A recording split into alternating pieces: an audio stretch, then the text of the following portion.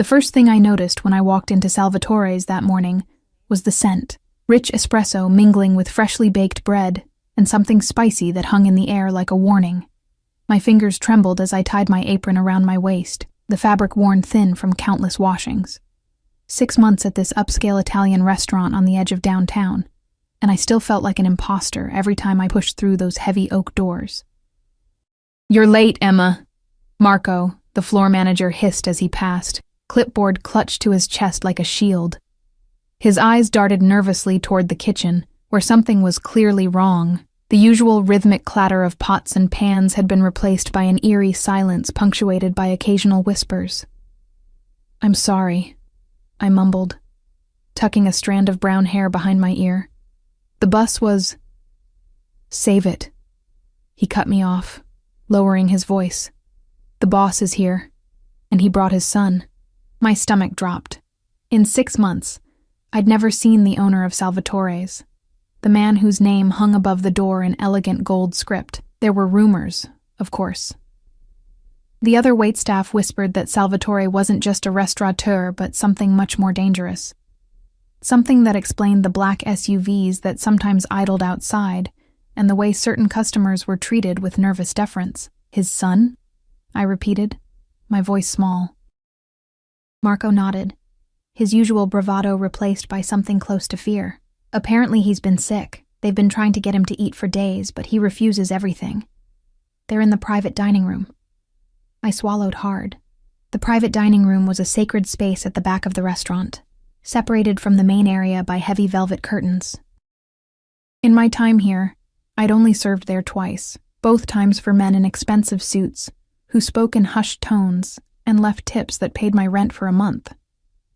"Just stay out of their way," Marco advised, his eyes darting toward the kitchen again. "Giovanni's been cooking special dishes all morning, and the boss is getting impatient." I nodded, grateful that my section was on the opposite side of the restaurant. I needed this job desperately. The tips barely covered my bills and the medications my mother needed, but it was all I had after dropping out of culinary school when Mom got sick. The morning passed in a blur of coffee refills and breakfast orders. I moved between tables on autopilot, my mind drifting to the stack of bills waiting on my kitchen counter and the increasingly desperate texts from my landlord. I was 2 months behind on rent, and his patience was wearing thin. It was just past noon when I heard the commotion from the kitchen. A crash, followed by raised voices. The few customers in my section looked up, startled, as Giovanni burst through the swinging doors, his chef's hat askew and his face flushed with anger or fear. I couldn't tell which. "He threw it against the wall," he exclaimed to Marco, who was frantically trying to calm him. "4th dish today. Nothing is good enough." Marco's eyes found mine, and for some reason I couldn't understand. His expression shifted from panic to calculation. "Emma," he called, gesturing me over with a sharp wave. "You went to culinary school, right?" My heart stuttered. I didn't finish. I had to. "But you know how to cook," he pressed, his tone leaving no room for modesty. I nodded reluctantly. Cooking had been my dream once, before reality had crushed it under the weight of hospital bills and responsibilities. "Yes, but—" "Good," Marco interrupted, already propelling me toward the kitchen. "Giovanni's done everything. Pasta, risotto, even brought in fresh seafood this morning. Nothing works. The kid won't eat." "I don't understand what you want me to—" "Cook something," Giovanni snapped, his Italian accent thickened by stress. "Anything. I don't care anymore. The father is—" He trailed off, making a quick gesture with his hand that I didn't need translated. "Dangerous. The father was dangerous. The kitchen was a disaster, evidence of Giovanni's frustrated attempts scattered across countertops and the floor. My mind raced. What could I possibly make that would satisfy a child who had rejected a 5-star chef's offerings? "How old is the boy?" I asked, rolling up my sleeves automatically. 7, maybe 8, Marco replied, checking his watch nervously. "And we have 20 minutes before the boss loses what little patience he has left." I closed my eyes briefly, memories washing over me, my own childhood, punctuated by rare moments of happiness that always involved my grandmother's kitchen, the simple dishes she made when I was sick or sad. "Let me try something," I murmured, moving toward the refrigerator with newfound purpose. 15 minutes later, I stood over a simple dish of pasta with butter, the sauce a delicate blend of cream and chicken broth, light enough for a sick child's stomach but flavored with herbs that would open his appetite. On the side, I'd arranged slices of mozzarella cut into star shapes, a trick my grandmother had used to make me eat when nothing else worked. Marco looked dubious. "That's it? That's what you're sending out after Giovanni's feast was rejected?" I bit my lip, suddenly aware of the enormity of what I was doing. "It's what my grandmother used to make when I was sick. It's comforting." Giovanni threw up his hands in defeat, and Marco sighed heavily before taking the plate. "Your funeral," he muttered, pushing through the doors toward the private dining room. I held my breath, counting seconds that stretched into minutes. The restaurant had fallen quiet, as if every person inside was listening along with me. Then, the soft creak of the private dining room door opening. Marco's face appeared, his expression unreadable. He beckoned me with a single finger. My legs felt like lead as I crossed the restaurant floor, aware of every eye on me. When I reached the heavy curtain that separated the private dining room from the rest of the space, Marco leaned in close. "He ate it," he whispered, his breath hot against my ear. "All of it.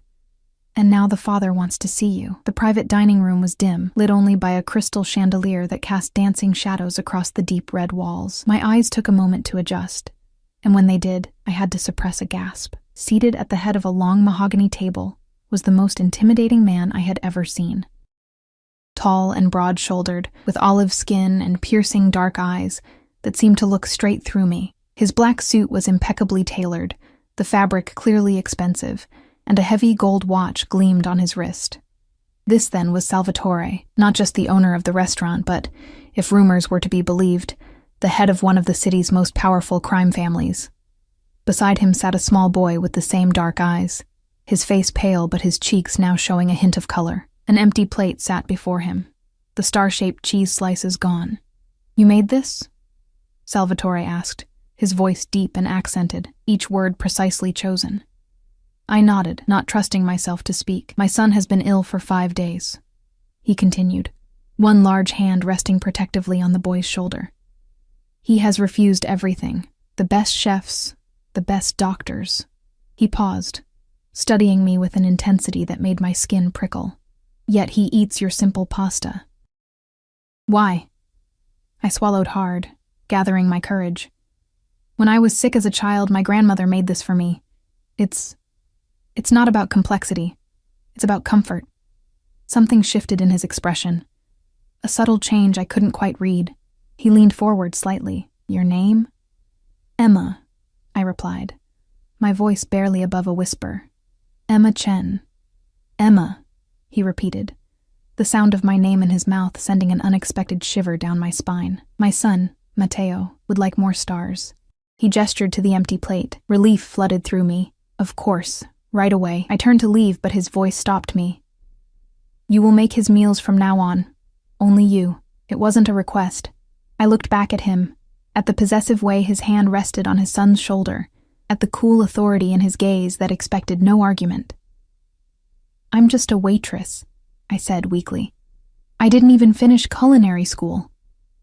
A smile curved his lips, though it didn't reach his eyes. "And yet, my son eats your food when he rejects all others. That makes you much more than just a waitress, doesn't it, Emma Chen?" The way he said my full name made it sound like he was memorizing it, cataloging me among his possessions. I felt a chill despite the warmth of the room.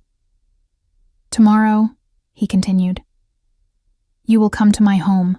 Matteo needs to regain his strength, and clearly you have something that appeals to him."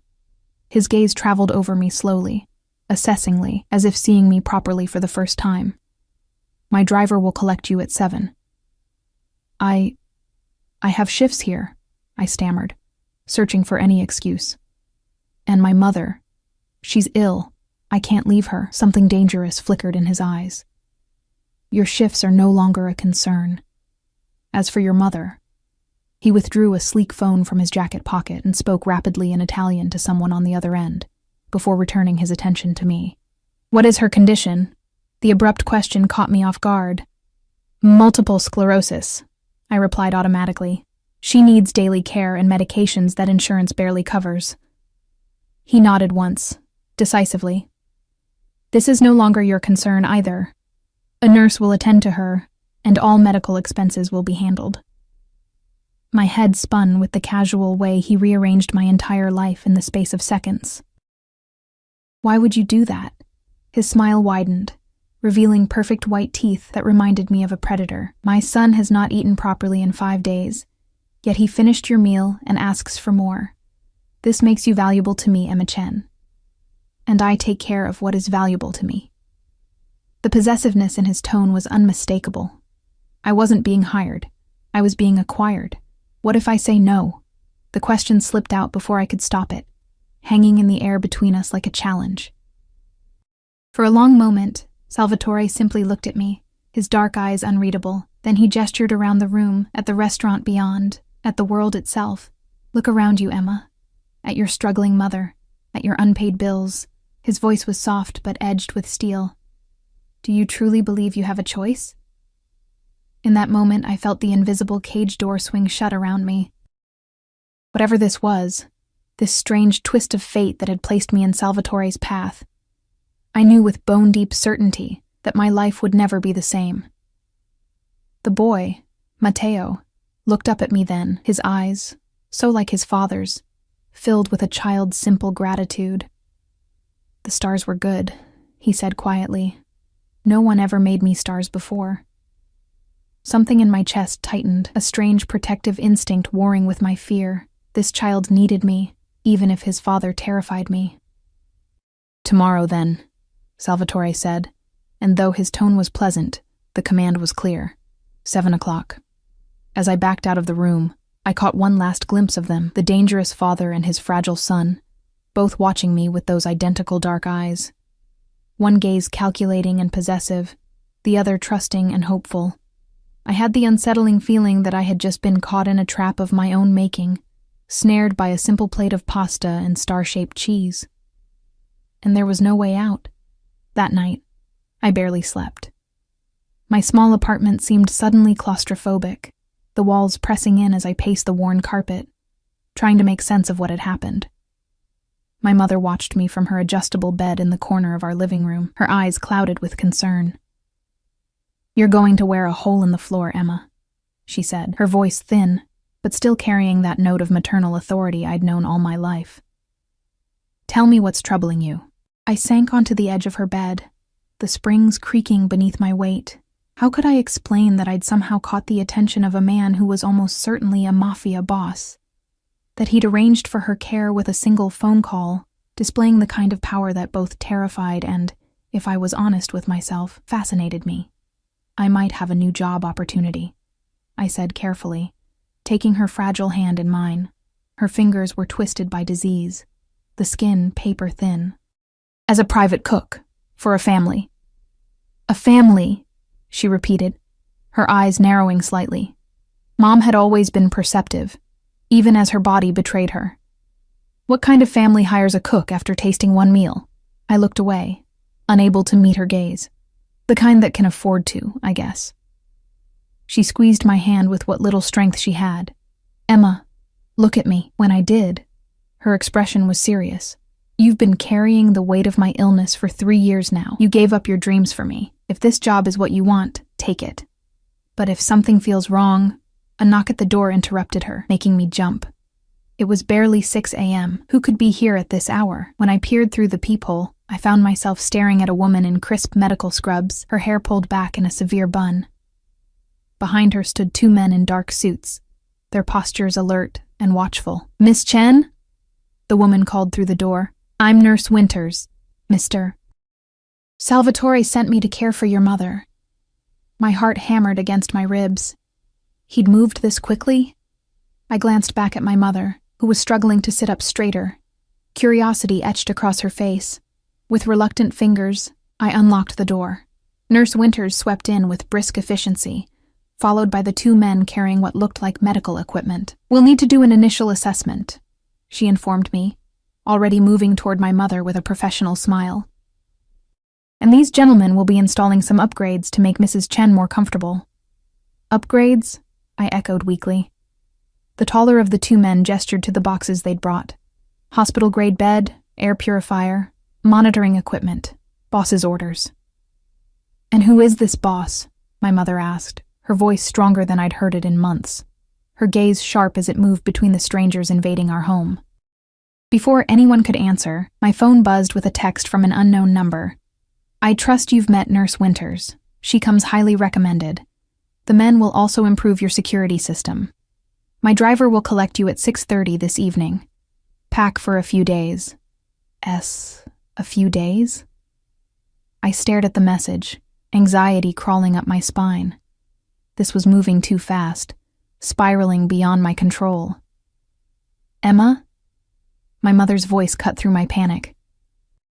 What's happening? I looked up to find everyone watching me. The nurse with professional detachment, the men with blank expressions that revealed nothing, and my mother with growing concern. It's going to be okay, I said, hoping I sounded more confident than I felt. These people are going to help you while I start this new job. My mother's eyes narrowed further, but she didn't press me in front of strangers. Instead, she submitted to Nurse Winter's examination with quiet dignity, while the men began unpacking their equipment. I retreated to my tiny bedroom, closing the door behind me. Sinking onto my bed, I wrapped my arms around myself, trying to still the trembling that had taken hold of my body. What had I gotten myself into? And yet, when I thought of Matteo's pale face lighting up as he ate my simple pasta, something inside me softened. A child was a child, regardless of who his father was. The day passed in a blur of activity. By afternoon, our modest apartment had been transformed. My mother had a state-of-the-art hospital bed, complete with remote controls and pressure-relieving mattress. A sleek monitoring system sat beside it, and Nurse Winters had arranged my mother's medications in a computerized dispenser. New locks had been installed on the doors and windows, and one of the men had mounted a small security camera in our entryway. Mr. Salvatore values security, he explained when he caught me staring at it. Or surveillance, I thought, but didn't say. At precisely 6:30, my phone buzzed again. Car waiting. I'd packed a small bag with shaking hands, unsure what to bring. Clothes for a few days, toiletries, the worn photo of my grandmother that I kept on my nightstand. As I kissed my mother goodbye, her eyes searched mine. Whatever this is, she whispered. Remember who you are, Emma. You are stronger than you think. I wasn't so sure about that, but I nodded, squeezing her hand one last time before heading for the door. The car waiting outside was not the black SUV I'd expected, but a sleek silver Bentley, its windows tinted so dark they appeared almost black. A driver in a crisp suit held the rear door open for me, his expression impassive. Miss Chen, he greeted me with a slight nod. Mr. Salvatore is expecting you. The interior of the car was all soft leather and subtle luxury. As I settled into the back seat, I caught a faint scent of expensive cologne. Sandalwood and something darker, more complex. The same scent I'd noticed clinging to Salvatore's suit the day before. We drove through the city in silence, moving from my working-class neighborhood into areas I rarely visited. Exclusive districts where trees lined wide streets and houses sat back from the road behind ornate gates. Finally, we turned onto a private drive that wound through meticulously landscaped grounds. The house that came into view took my breath away. House wasn't even the right word. It was a mansion, sprawling and elegant, its stone facade illuminated by subtle landscape lighting. Fountains played in formal gardens, the water sparkling in the gathering dusk.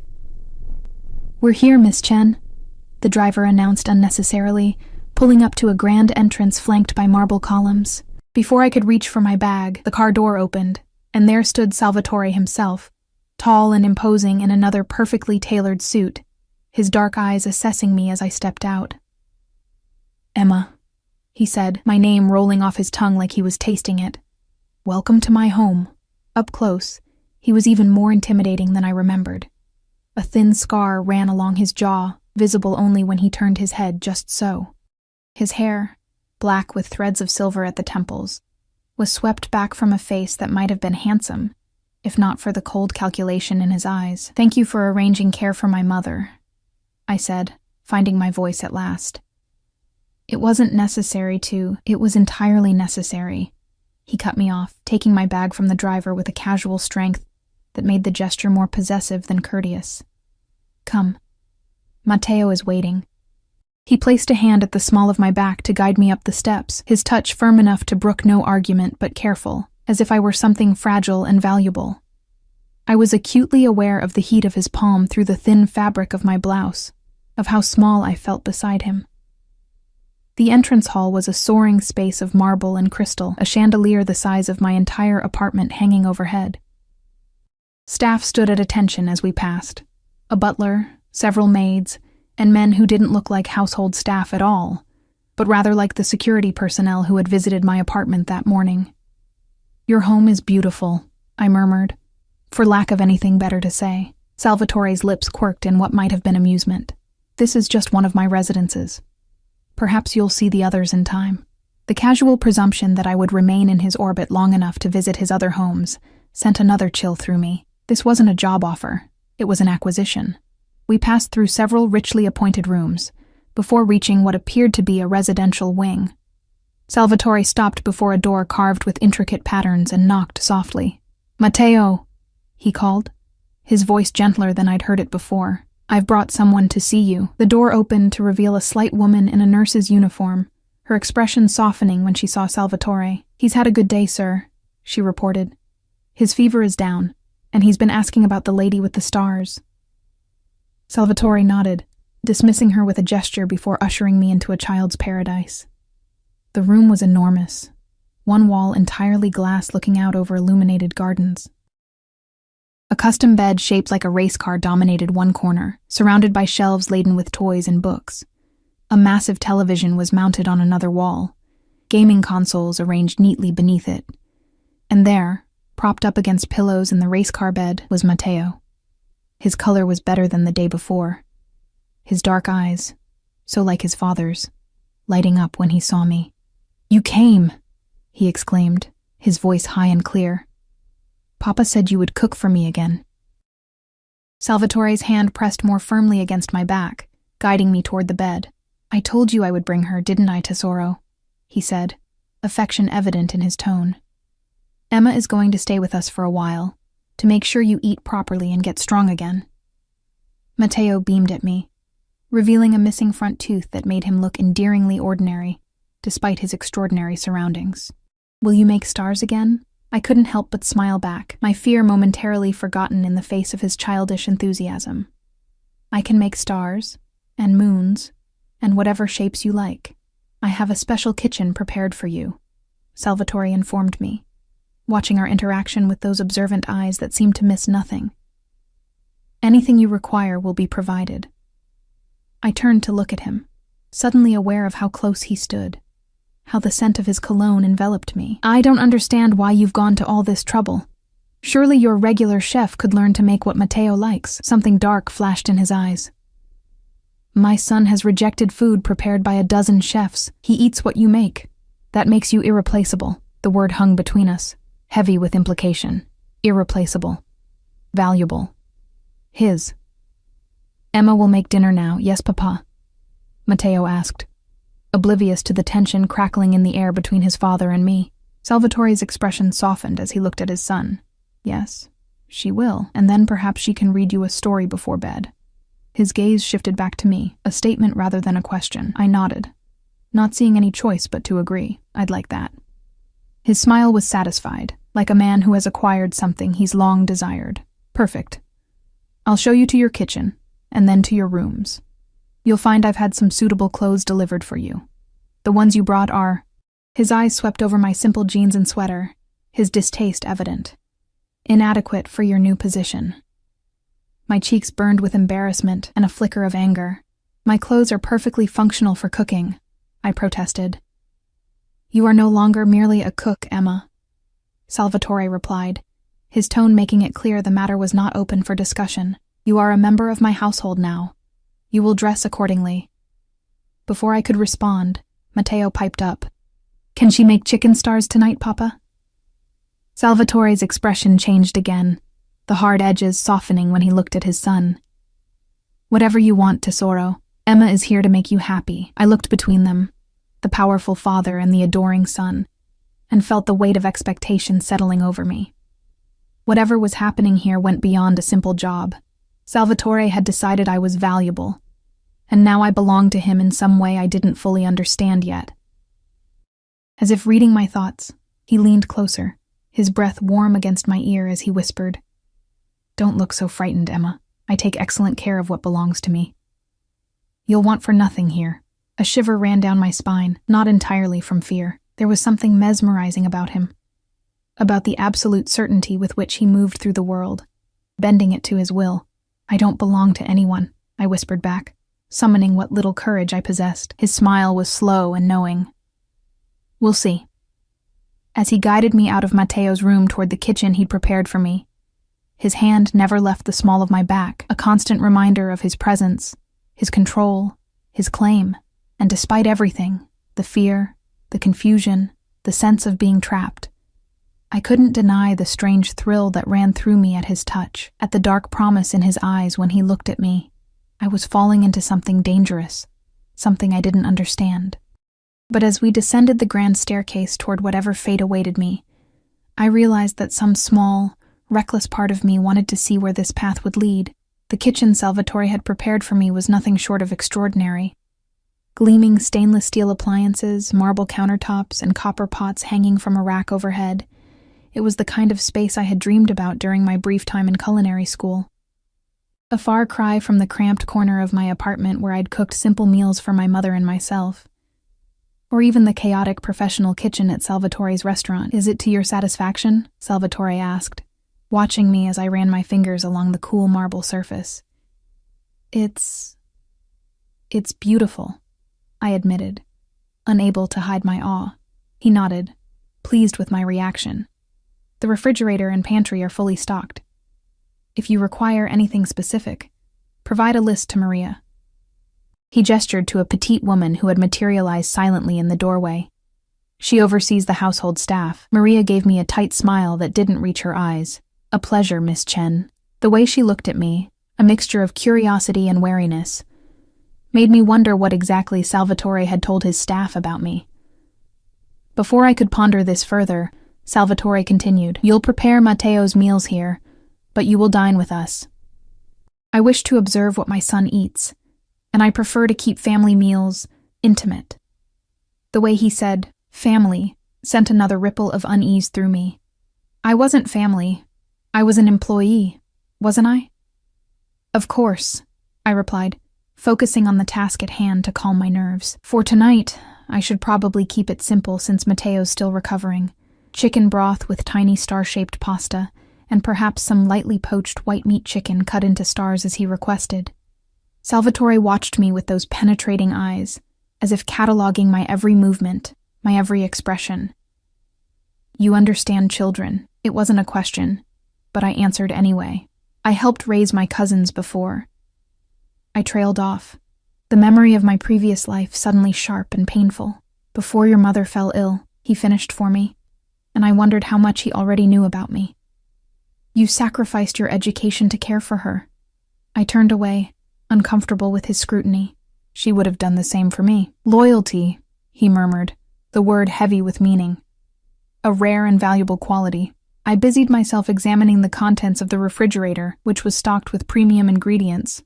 Organic vegetables, imported cheeses, meats from butchers whose names I recognized from the pages of gourmet magazines I used to flip through wistfully. "I'll leave you to your work," Salvatore said after a moment. "Maria will show you to your rooms afterward." He moved toward the door but paused, turning back to fix me with that intense gaze again. "Emma, understand this. Matteo is everything to me. His happiness and well-being are not negotiable. As long as you contribute to both, you will find me a generous patron." The slight pause before his last word hung between us, laden with unspoken implications. "And if I don't?"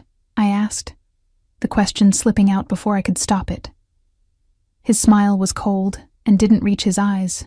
"Let's ensure that question remains theoretical, shall we?" With that, he was gone, leaving me alone in the cavernous kitchen with my racing thoughts. I threw myself into cooking, finding solace in the familiar motions of chopping, stirring, and seasoning. Working with such high-quality ingredients was a joy I hadn't experienced in years, and despite my circumstances, I felt a flicker of my old passion returning. For Matteo's meal, I prepared a delicate chicken broth with tiny star-shaped pasta I found in the pantry. I poached chicken breast with herbs, then carefully cut it into star shapes. On the side, I arranged sliced cucumbers into crescent moons and carved apple slices into more stars. Everything simple, light, but visually appealing for a child still regaining his appetite. Maria reappeared just as I was plating. Mr. Salvatore requests that you bring the meal to the family dining room yourself. I followed her through the maze of the mansion, carrying the tray carefully. The family dining room turned out to be a relatively modest space compared to the grandeur of the rest of the house, a round table with just 4 chairs in a warmly lit room with windows overlooking a garden illuminated by subtle landscape lighting. Matteo was already seated, wearing fresh pajamas printed with rockets and stars. His face lit up when he saw me. "Emma, you made stars." Salvatore sat beside him, his imposing presence somehow softened in this setting. He had removed his suit jacket and rolled up the sleeves of his crisp white shirt, revealing strong forearms marked with a few faded scars. I caught myself staring and quickly looked away. "It looks delightful," he commented, as I set the plate before Matteo. "You'll join us, of course." It wasn't a request. I slid into the chair opposite him, acutely aware of his eyes on me as Matteo eagerly dug into his meal. "This is even better than yesterday," the boy declared, devouring a chicken star with enthusiasm that made me smile despite my nerves. "I'm glad you like it," I said softly. "Tell me, Emma," Salvatore began, pouring deep red wine into a glass and pushing it toward me. "Where did you learn to cook?" I accepted the wine with hesitant fingers, taking a small sip to steady myself. It was richer and more complex than any I'd tasted before, probably worth more than what I used to make in a week at the restaurant. "My grandmother," I answered, the memory warming me from within. She was from Taiwan originally. She believed food was love made visible. "A wise woman," Salvatore murmured, his own glass raised slightly as if in tribute. "And your father?" The abrupt change of subject caught me off guard. "He left when I was young. I barely remember him." Something flashed in Salvatore's eyes. Anger, perhaps, though not directed at me. A man who abandons his family has no honor. The conviction in his voice was absolute, and I glimpsed a core principle that seemed to govern his life: family above all. "Mama left too," Matteo said suddenly, his small voice piercing the tension. "She didn't want me." My heart clenched at the matter-of-fact way he said it, at the shadow of pain that crossed his young face. Salvatore's hand covered his son's immediately, protective and fierce. "Your mother was not worthy of you, Tesoro. Her loss is immeasurable." I watched their interaction, understanding dawning, a single father, fiercely protective of his motherless son. It didn't excuse what Salvatore was, whatever criminal enterprises he controlled, but it humanized him in a way that was both comforting and unsettling. "Do you have children, Emma?" Salvatore asked, his attention returning to me. I shook my head. "No, I've been too focused on my mother and work." "You would make an excellent mother," he observed, his gaze assessing me in that way that made me feel transparent. Patient, nurturing, creative. Heat rose to my cheeks at the unexpected compliment and the implications behind it. "Thank you," I managed, taking another sip of wine to hide my confusion. The rest of the meal passed in similar fashion, Salvatore asking questions that peeled back layers of my life while revealing little about himself, Matteo chattering happily between bites, and me growing increasingly aware of the strange intimacy developing between the three of us. By the time Matteo had finished his meal and was struggling to keep his eyes open, I felt both drained and oddly exhilarated, as if I'd passed some sort of test without knowing the criteria. "I promised to read him a story," I reminded Salvatore, noticing Matteo's drooping eyelids. "So you did." He stood, lifting his son into his arms with gentle strength. "Come." I followed them back to Matteo's room, where Salvatore tucked the boy into his race car bed, with a tenderness that contrasted sharply with the controlled power he exuded in every other setting. He pressed a kiss to his son's forehead, murmuring something in Italian that sounded like a blessing or a prayer. Then he straightened and turned to me. I have matters to attend to. Read to him until he sleeps, then Maria will show you to your rooms. After he left, I settled beside Mateo's bed with a book he eagerly pulled from his nightstand. A story about a young astronaut exploring distant stars. As I read, his eyelids grew heavier until he finally drifted off, one small hand clutching the edge of my sleeve. I gently extracted myself and turned to find Maria waiting silently in the doorway.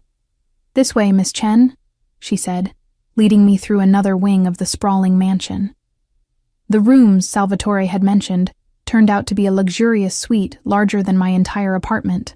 A sitting room with elegant furnishings opened onto a bedroom dominated by a four-poster bed draped with fine linens.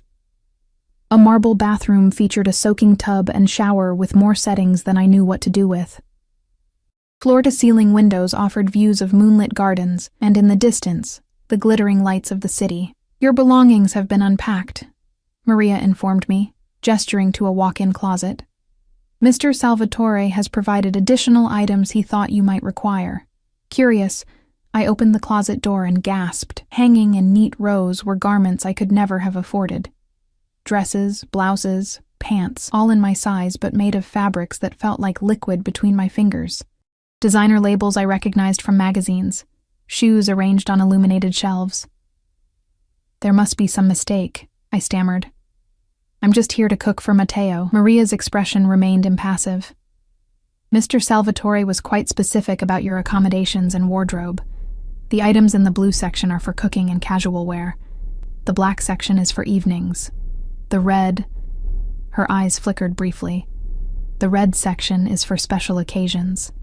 I glanced at the red section and felt heat rise to my face at the sight of silken garments that seemed designed for seduction rather than practicality. "If you require anything else, use this," Maria continued, handing me a sleek smartphone. "It's programmed with necessary contacts and has security features Mr. Salvatore insists upon for all household members." Household members, not staff, not employees. The distinction wasn't lost on me. "Mr. Salvatore wishes to see you in his study before you retire," she added, moving toward the door. 15 minutes. I'll return to escort you." Alone in the opulent suite, I sank onto the edge of the bed, trying to process the whirlwind of the past 24 hours. I'd gone from struggling waitress to... what, exactly? Private chef? That didn't explain the luxurious accommodations, the expensive clothes, the way Salvatore looked at me with that possessive intensity. The phone in my hand buzzed with a message. "Your mother is comfortable and sleeping peacefully. Medications administered on schedule. Will update again in morning." Nurse Winters attached was a photo of my mother, looking indeed peaceful in her new bed, surrounded by equipment that would monitor her condition through the night. Another reminder of the power Salvatore wielded and the golden cage he was constructing around me. 15 minutes later, I'd changed into one of the casual outfits from the closet, a simple but elegantly cut blouse and pants that fit me perfectly, raising more questions about how Salvatore had obtained my measurements. I followed Maria through the quiet mansion, our footsteps muffled by thick carpets. She knocked on a heavy wooden door, then left me standing there alone when a deep voice called, "Enter." Salvatore's study was exactly what I would have expected. Dark wood paneling, leather-bound books lining the walls, a massive desk that emphasized the power of the man seated behind it. A fire crackled in a stone fireplace, casting dancing shadows across the room. "Emma," he greeted me, rising as I entered. He had changed as well, into a black cashmere sweater that softened his appearance without diminishing his authority. "Come, sit. Would you like a drink?" I shook my head, already feeling off balance without adding alcohol to the mix. "No, thank you." He gestured to a leather armchair across from his own beside the fire, and I perched on its edge, unable to relax fully in his presence. "Mateo is asleep?" he asked, settling into his own chair with casual grace. "Yes." He barely made it through half the story. Salvatore nodded, satisfaction evident in his expression. "He ate well, thanks to you." "More than he has in a week. I'm glad I could help," I said carefully. "But I still don't understand why you've gone to all this trouble. The clothes, the suite, my mother's care. It seems excessive for a cook." His dark eyes studied me over the rim of his crystal tumbler. "You are not a cook, Emma. You are the person who brought my son back from the brink when doctors and specialists failed." He set down his glass, leaning forward slightly. "Do you know what it's like to watch your child refuse food day after day? To see him wasting away and be powerless to stop it?" The raw emotion in his voice caught me off guard. "No, I can't imagine. It is—" He paused, searching for the word. "Terrifying, even for a man like me, who has faced many dangers without flinching. A man like me." The understated acknowledgement of what he was hung in the air between us. "You've researched me, I assume," he continued, his tone matter of fact. "Or at least heard rumors." I swallowed hard, wondering how honest I should be. "People at the restaurant whispered that you were connected, powerful beyond just owning restaurants." A smile played at the corners of his mouth. "A diplomatic way of putting it." He leaned back in his chair, regarding me with those penetrating eyes. "I control certain interests in this city. Business, real estate, entertainment. Some of these interests operate outside conventional legal frameworks." The casual admission should have terrified me, but instead, I found myself appreciating his directness. "Why are you telling me this?" I asked. "Because I want you to understand your position clearly." He steepled his fingers, his expression serious. "You have a unique ability to reach my son in a way no one else has managed since his mother abandoned us 3 years ago. That makes you invaluable to me, Emma. Not as an employee, but as an essential part of my household, of my family's well-being." The weight of his words settled over me. This wasn't a job offer. It was something far more complex and binding. "What exactly are you asking of me?" I whispered, my heart pounding against my ribs. Salvatore rose from his chair and moved to stand before me, his towering presence making me feel small and vulnerable. He reached down, his fingers gently tilting my chin up to meet his gaze. "I'm offering you a place in my home. Security for yourself and your mother. A kitchen where you can create without limitations. In return, you will care for Matteo, ensure he thrives." His thumb brushed along my jawline, the touch sending an unexpected shiver down my spine. "And you will remain under my protection." Protection. The word carried layers of meaning, of obligation and control. "For how long?" I managed to ask, fighting the urge to lean into his touch. His smile was slow and certain. "Let's not pretend this is temporary, Emma. You've seen what I can provide. You've felt the connection with my son. And," his voice dropped lower, more intimate, "you feel the connection between us as well, though you may not wish to acknowledge it yet." Heat bloomed in my chest, spreading upward to my cheeks. I wanted to deny it, to tell him he was mistaken, but the intensity of his gaze seemed to strip away any possibility of deception. "I barely know you," I protested weakly. "That will change," he replied with absolute confidence. "Time is something I have in abundance." His hand moved from my chin to cup my cheek, the gentle possession of the gesture making my breath catch. 1 month, he said. "Stay for 1 month. Care for Matteo, cook in your beautiful kitchen. Let me show you the life you could have here. After that, if you wish to leave, I will not stop you. Your mother's care will continue regardless of your decision." It was a generous offer on the surface, far more generous than I had expected, and yet, I sensed the steel beneath the velvet. Salvatore was not a man accustomed to being refused. 1 month, I agreed, my voice barely above a whisper. His smile widened, satisfaction and something darker, more possessive flickering in his eyes. "Excellent." His thumb traced the curve of my lower lip, the touch so intimate it made my pulse race. "You should rest now. Tomorrow will be a full day." He stepped back, breaking the spell that had momentarily enveloped us. "Breakfast is at 7. Matteo will be eager to see what stars you create for him." I stood on shaky legs, nodding. "Good night, then." As I reached the door, his voice stopped me. "Emma." I turned to find him watching me, his expression unreadable in the firelight. "You made the right choice," he said softly. "I would have been most disappointed by any other answer." The gentle threat lingered in the air as I slipped out, making my way back through the silent mansion to my luxurious prison. In my suite, I changed into silk pajamas I found laid out on the bed, another item from the wardrobe Salvatore had prepared, and stood at the window, looking out at the city lights in the distance. Somewhere out there was my old life, my cramped apartment, the restaurant where I'd been just another anonymous waitress. Here, I was something else. Something valued, desired, and caged. As I slid between sheets softer than any I'd ever felt, I tried to tell myself I'd made a pragmatic decision. 1 month in luxury, ensuring my mother's care, cooking in a dream kitchen. I could endure anything for 1 month. But as sleep claimed me, Salvatore's face followed me into dreams. His dark eyes watching, his hands gentle yet possessive, his voice promising things I couldn't quite decipher, but that made my body warm with anticipation and dread in equal measure. I was falling into his world, and some treacherous part of me wanted to see how deep the rabbit hole went. Days melted into a week, then 2, in Salvatore's mansion.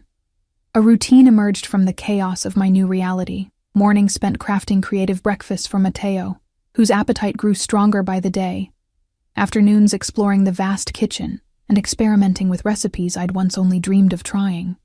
Evenings dining with father and son in that intimate family room, where the lines between employee and something more blurred with each passing day. Matteo blossomed under my attention, his childish enthusiasm for my star-shaped foods, expanding to include moons, rockets, and eventually entire celestial landscapes crafted from fruits, vegetables, and carefully shaped proteins. His recovery was remarkable. The pale, listless boy I'd first encountered transformed into an energetic child who dragged me through the gardens to show me his favorite hiding spots, or begged me to watch him demonstrate his growing prowess at video games. "You've given him back his joy," Salvatore commented one evening as we watched Matteo race a remote-controlled car across the marble floors of the grand entrance hall, his laughter echoing off the high ceilings. I had forgotten what it sounded like. I glanced at him, caught off guard by the emotion in his voice. In these unguarded moments, when his attention was fixed on his son, I glimpsed the man beneath the menacing exterior, a father who would move heaven and earth for his child. "He's a wonderful boy," I replied softly. "Smart, curious, kind. You've raised him well." Salvatore's expression tightened slightly. "I've done my best," after his mother decided motherhood was less appealing than the modeling career I had apparently stunted. It was the most he'd revealed about Matteo's absent mother, and I treaded carefully. "Her loss." His eyes shifted to me, dark and assessing. "Yes, her loss indeed." That night, I found a small velvet box outside my suite door. Inside was an elegant gold bracelet studded with tiny star-shaped diamonds that caught the light when I moved my wrist. No note accompanied it, but none was needed. The gifts had started appearing around the 4th day. First small tokens left in the kitchen, imported spices, artisanal chocolates, then more personal items, a silk scarf in my favorite shade of blue, an antique cookbook with handwritten notes in the margins, a bottle of perfume I'd admired in a magazine once but never dreamed of owning. I knew I should refuse them, return each one with a firm reminder that I was here only to cook for Matteo. But each gift was so perfectly chosen, so aligned with my tastes and desires, that I couldn't help but wonder how much effort Salvatore was putting into understanding me. And then, there were the moments when our paths crossed in the mansion's corridors, his hand brushing mine as he passed me a glass of wine at dinner, his body close behind me as he reached past to open a door, his eyes lingering when he thought I wasn't looking. Each encounter charged with an electricity that both frightened and thrilled me. "You've cast quite a spell on the boss," Maria commented one morning as she helped me locate a particular spice in the massive pantry. Her tone was carefully neutral, but her eyes were sharp with curiosity. "I'm just doing my job," I replied, busying myself with examining a jar of saffron threads to avoid her gaze. She made a soft sound, something between a laugh and a snort. "In the 15 years I've worked for Mr. Salvatore, I've never seen him personally select a woman's wardrobe or give her the East Wing suite." She paused, then added more quietly, "or look at someone the way he looks at you." Heat rose to my cheeks. "You're mistaken." "I don't think so." Maria closed the pantry door, fixing me with a serious gaze. "Be careful, Miss Chen. Mr. Salvatore is complicated. When he wants something, he gets it, and he's decided he wants you. Before I could respond, she was gone, leaving me with the unsettling confirmation of what I'd suspected but tried to deny. That evening, as I was finishing preparations for dinner, my phone buzzed with a message from Salvatore. Wear something from the red section tonight. Matteo will dine with Maria. We have matters to discuss. S. My pulse quickened. The red section of my wardrobe, the clothes Maria had described as for special occasions, had remained untouched since my arrival. I'd peek at them occasionally, running my fingers over silks and laces in deep crimson shades, but had never found the courage, or reason, to wear them. In my suite, I stood before the open closet, examining my options with trembling hands. I finally selected the most modest of the collection, a deep burgundy wrap dress with a neckline that hinted rather than revealed, the fabric clinging just enough to suggest curves without being overtly provocative. When I entered the smaller dining room, I found it transformed. The usual bright lights had been dimmed, replaced by the warm glow of candles scattered across the table, a bottle of champagne chilled in an ice bucket, and the usual place settings had been replaced with fine china I hadn't seen before. Salvatore rose as I entered, his eyes traveling slowly from my face down the length of my body and back again. He had exchanged his usual suit for a black shirt open at the collar and tailored pants that emphasized his powerful build. "You look beautiful," he said simply, coming around the table to pull out my chair. "Thank you," I murmured, acutely aware of his proximity as I sat, of the scent of his cologne enveloping me. "Where's Matteo?" "Having a Disney marathon with Maria." He returned to his seat across from me, pouring champagne into fluted glasses. "He was disappointed not to have dinner with you, but perked up considerably when I mentioned pizza and ice cream were on the menu." I smiled despite my nerves, imagining Matteo's delight. "You spoil him." "I do," Salvatore agreed without apology, handing me a glass. "Life is unpredictable and often cruel. I see no reason to deny him small pleasures when I can provide them." His words carried an undercurrent I couldn't quite decipher, a shadow of something that hinted at experiences that had shaped his worldview. "To new beginnings," he said, raising his glass in a toast. I hesitated only briefly before touching my glass to his. New beginnings. The meal that followed was exquisite.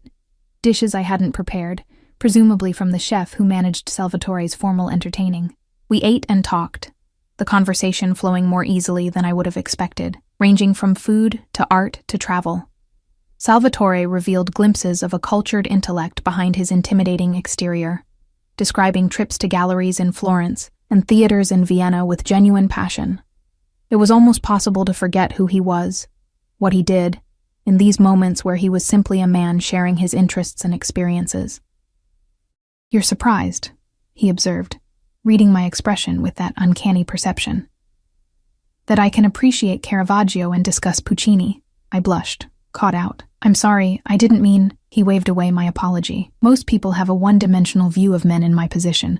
They expect a crude, uneducated thug who solves problems with violence and thinks only of money and power." "And that's not you?" I dared to ask. His smile was enigmatic. "Violence is a tool, not a preference. Money is necessary, but ultimately meaningless beyond what it provides. Power?" He paused, swirling the wine in his glass thoughtfully. "Power is essential, but not for its own sake.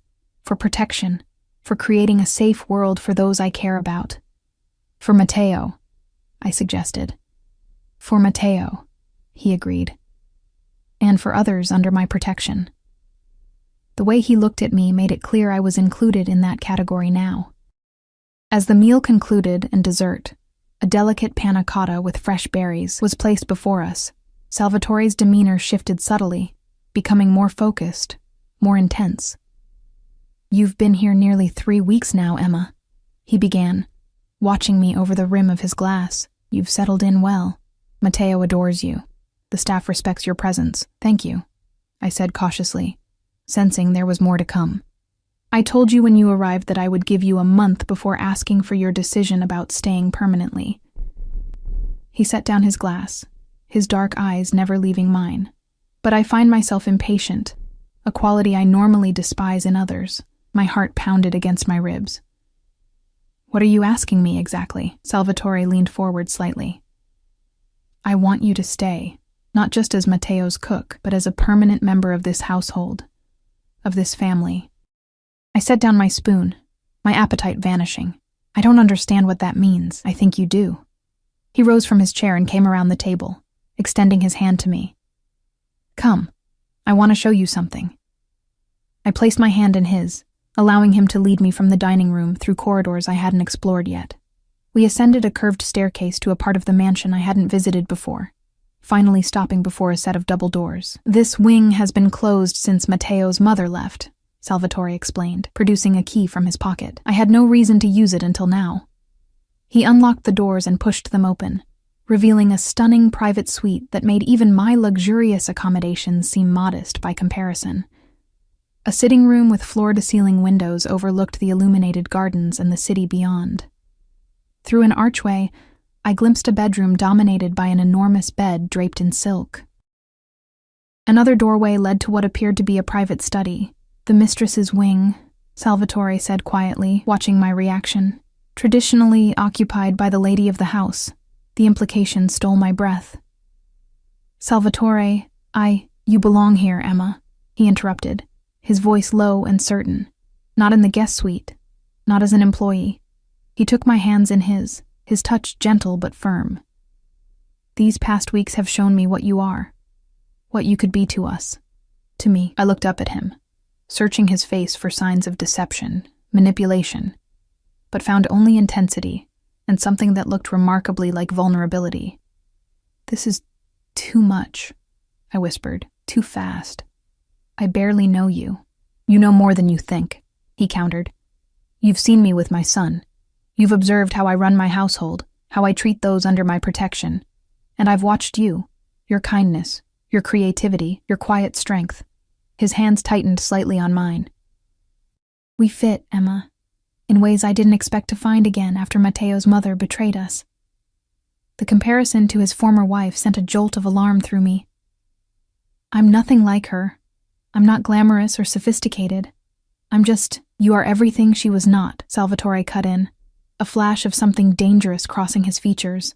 "Loyal, nurturing, genuine." He released one of my hands to cup my cheek, his touch surprisingly tender. "And far more beautiful, though you don't see it yourself." My skin burned beneath his palm, a confusing mix of emotions flooding through me: fear, attraction, disbelief, and something dangerously close to longing. "I need time," I managed. "This isn't what I expected when I came here." A smile curved his lips. "What did you expect, Emma? That a man like me would bring a woman like you into his home and remain unmoved? That I would watch you care for my son, bring life back to my table and feel nothing? Put that way, it did seem naive. But still." "Your world is dangerous," I said softly. "What you do, who you are. My world can protect you in ways you can't imagine," he countered. "Your mother's health is already improved with the care I've provided. Your financial worries are gone. You cook in a kitchen most chefs only dream of." His thumb traced my lower lip, sending shivers down my spine. "And you would have me, completely devoted to you and Matteo. A family. Family." The word echoed in my mind, stirring longing for something I'd lost when my grandmother died and my mother fell ill. Stability, belonging, security. "I don't know what to say," I whispered truthfully. Salvatore's eyes darkened. "Say nothing, then. Let me show you instead." Before I could respond, he leaned down and kissed me, his lips gentle at first, then more insistent as I failed to pull away. And God help me, I didn't want to pull away. His kiss was intoxicating. Confident without being domineering, passionate without being crude. His arms encircled me, drawing me against the solid warmth of his chest, and I found myself responding, my hands sliding up to his shoulders. When we finally broke apart, I was breathless, my thoughts scattered like stars across a midnight sky.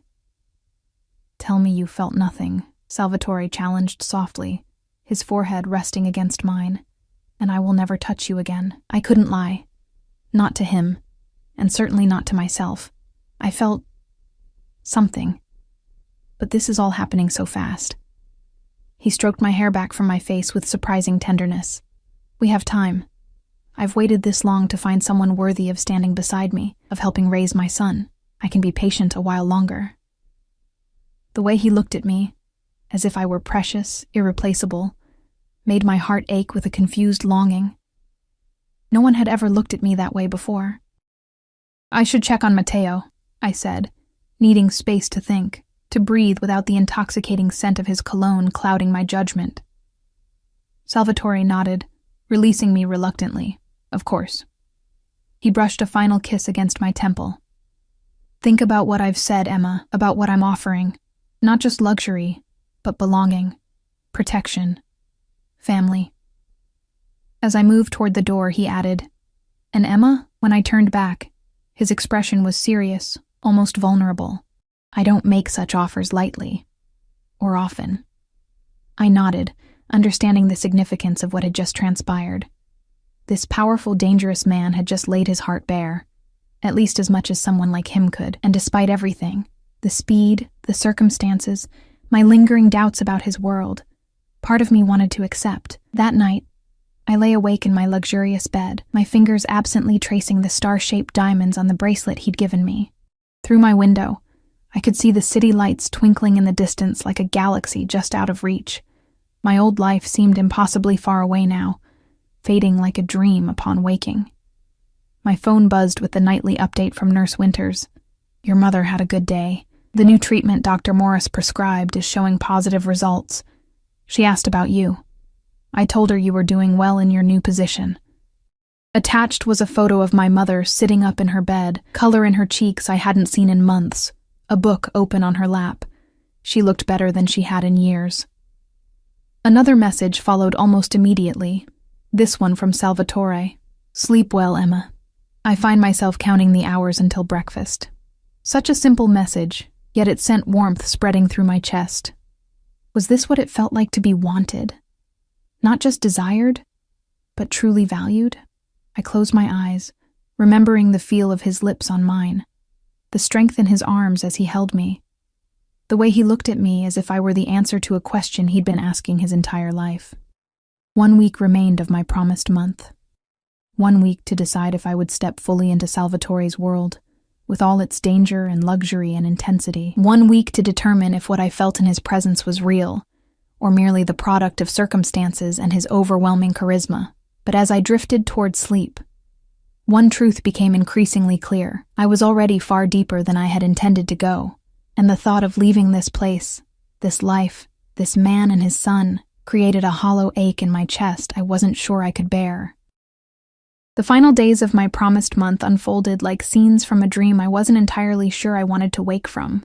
Matteo's health had fully returned, his appetite robust, his energy boundless. Each morning he bounded into the kitchen while I prepared breakfast, eager to see what shapes I'd created for him, his delight in the simplest things infectious. Emma, will you stay forever? He asked one afternoon as we sat in the garden, watching butterflies flit between late-blooming flowers. The autumn air carried a crisp edge, but the sun was warm on our faces.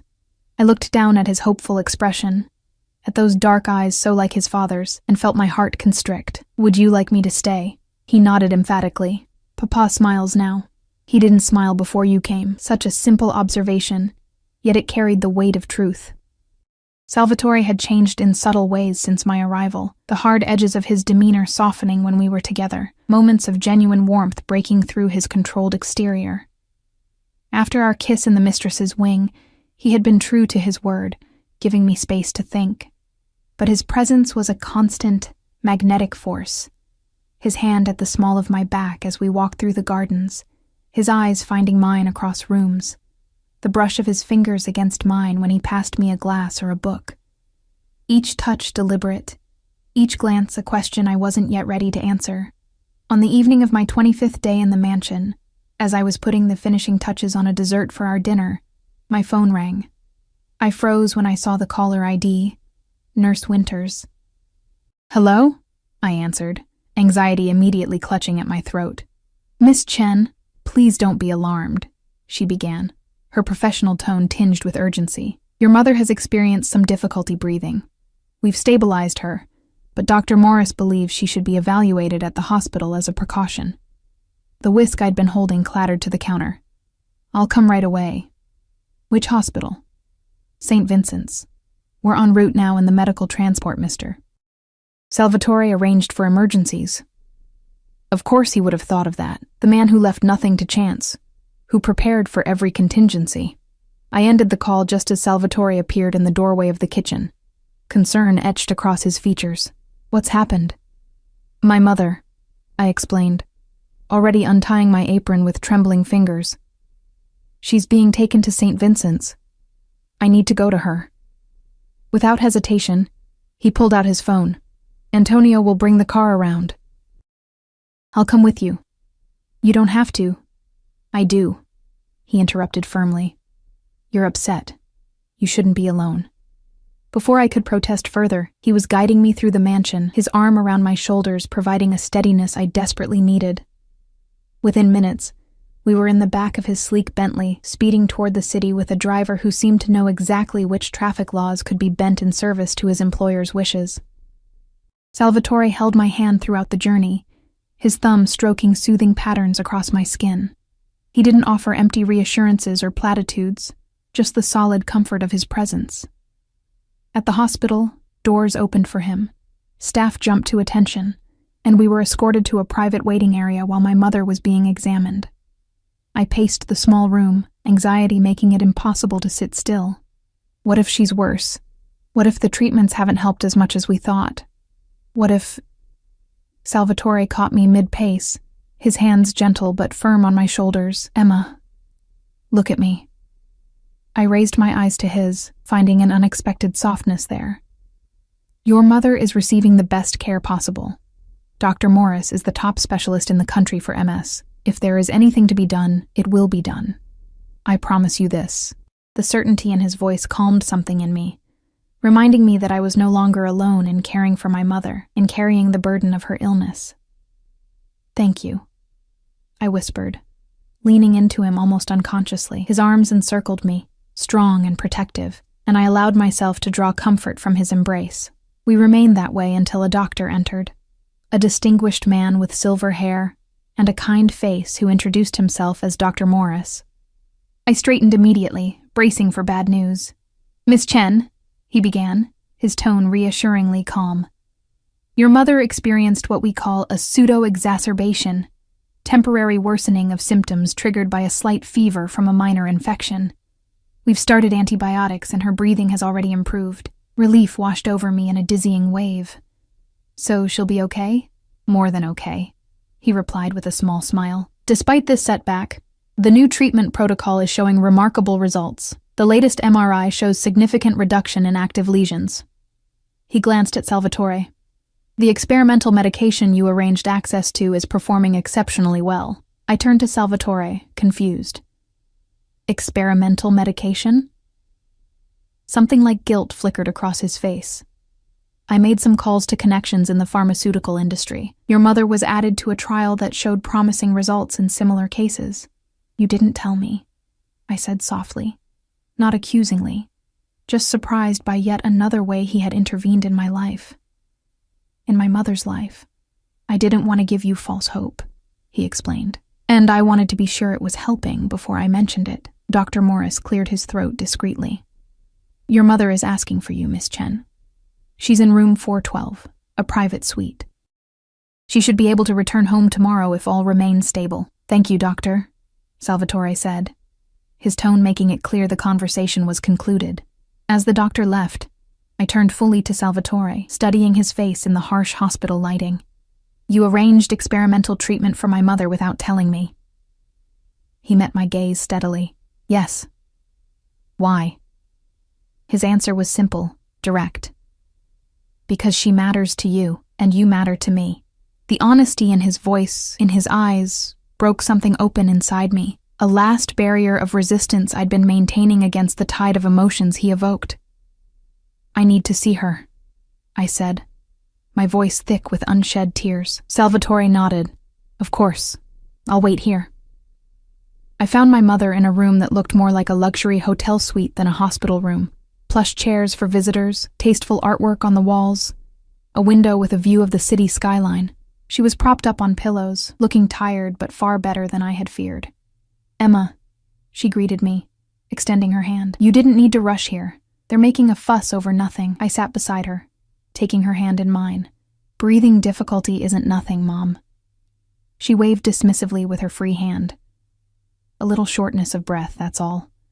This new treatment has me feeling better than I have in years, despite today's hiccup." She studied my face. "You look different." I blushed under her scrutiny. "Different how?" "Healthier. More vibrant."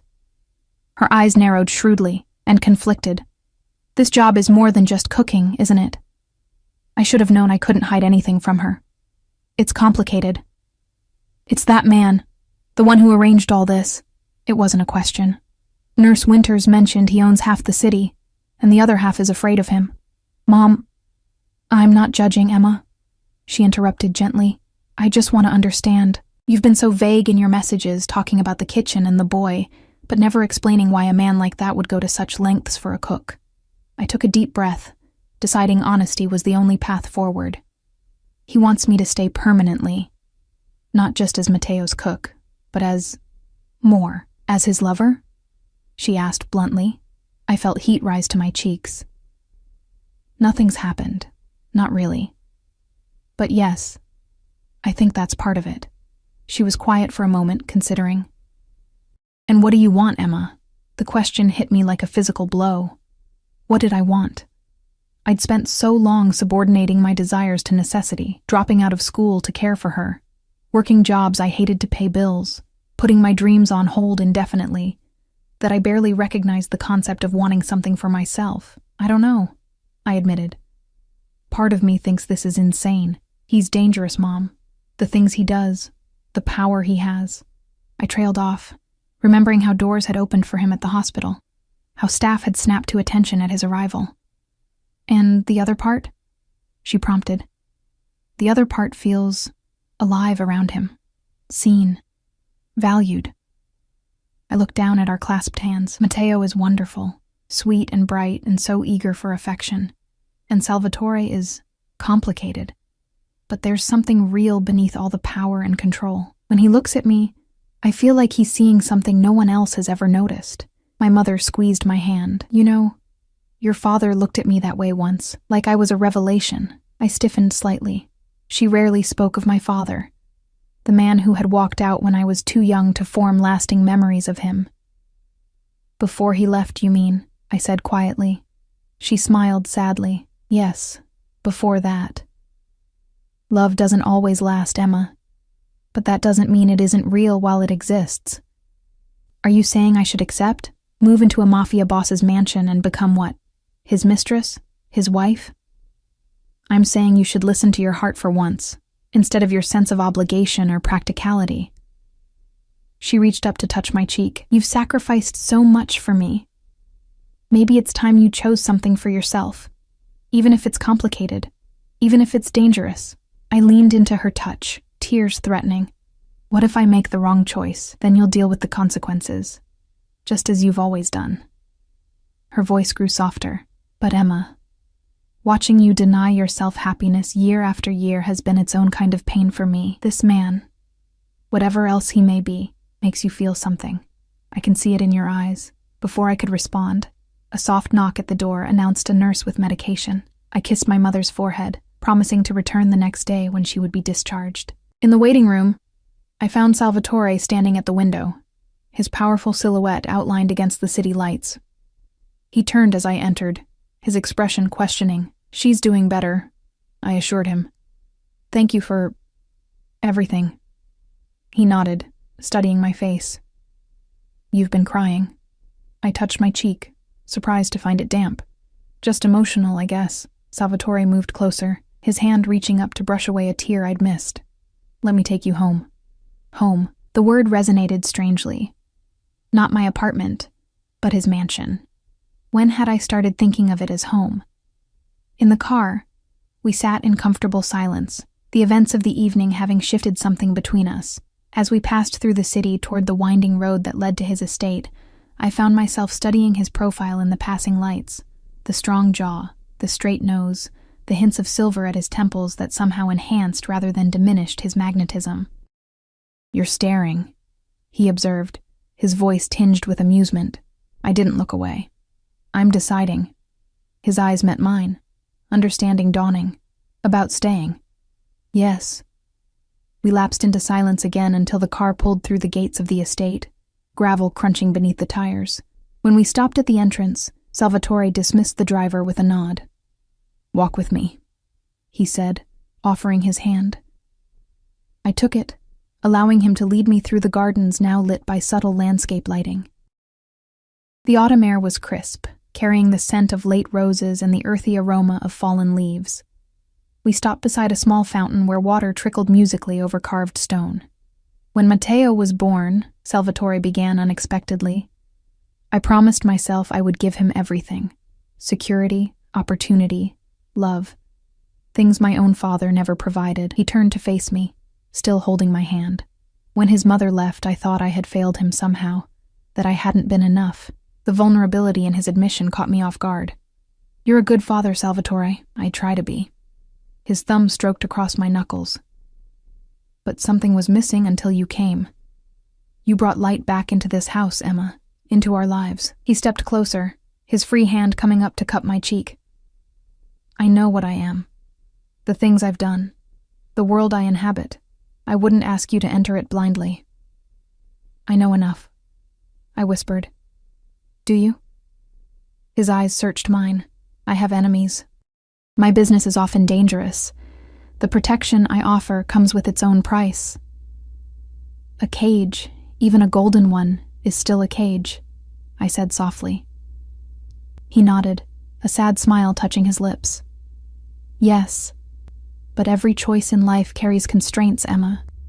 Your devotion to your mother has been its own kind of cage, has it not? Poverty, its own prison?" I couldn't deny the truth of his words. "I'm offering you a different kind of life," he continued. "One with luxury, yes, with protection and privilege, but also with challenges uniquely its own." His gaze intensified. "I'm offering you a family, myself, Matteo.